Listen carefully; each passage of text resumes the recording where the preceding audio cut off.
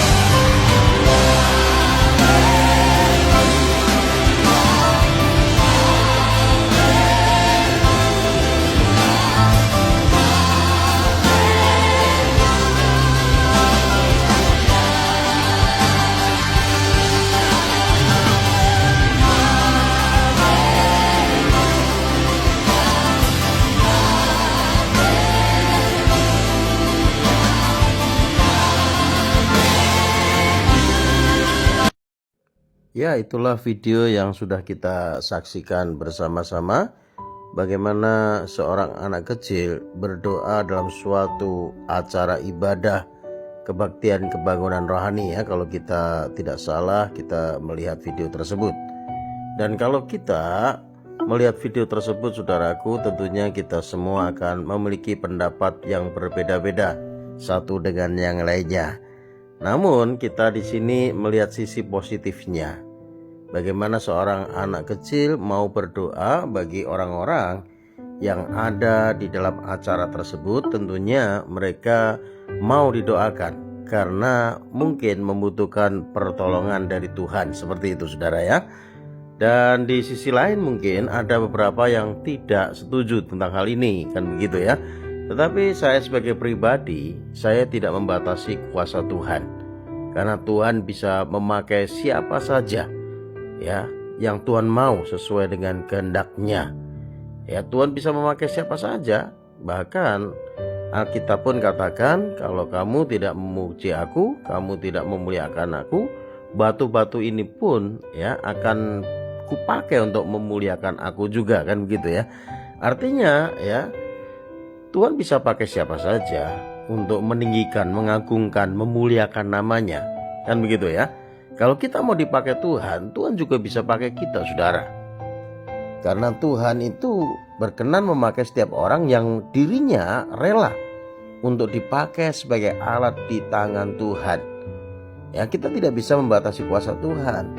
Ya, kalau Tuhan tidak berkuasa, artinya itu Tuhan sudah mati. Ya, Tuhan nggak bisa melakukan apa-apa. Kalau Tuhan tidak berkuasa, ya, Tuhan nggak bisa melakukan mukjizat lagi. Tuhan nggak bisa melakukan perbuatan-perbuatan yang besar lagi kalau Tuhan tidak berkuasa ya. Kalau kita hanya berpikir itu kan pada zaman dulu, itu kan hanya pada zaman rasul-rasul. Kalau kita ya berpikir seperti itu, artinya kita sudah membatasi kuasa Tuhan. Tuhan masih bekerja hingga sekarang ini, saudaraku, karena Dia adalah Tuhan yang hidup. Ya, dia Tuhan yang hidup, dia Tuhan yang real, kuasanya tidak berubah. Seperti yang dikatakan firman Tuhan, bahwa Yesus Kristus tetap sama, baik kemarin, sekarang, bahkan sampai selama-lamanya. Ya, kuasanya tetap sama, kasihnya tetap sama, anugerahnya tetap sama, dicurahkan, diberikan bagi orang yang membuka hati terima Yesus sebagai Tuhan dan Juru Selamatnya. Jadi intinya saudara, mari kita tidak boleh membatasi kuasa Tuhan ya. Izinkan Tuhan bekerja sesuai dengan kehendak-Nya. Dan Tuhan bisa memakai siapa saja yang Tuhan kehendaki untuk dipakai sebagai alat-Nya. Dan bila kita juga bersedia untuk dipakai sebagai alat di tangan Tuhan, sehingga di akhir zaman ini banyak jiwa-jiwa dimenangkan untuk kemuliaan nama Tuhan melalui kehidupan saudara dan saya. Untuk itu tetap semangat. Tuhan Yesus memberkati kita semua. Amin.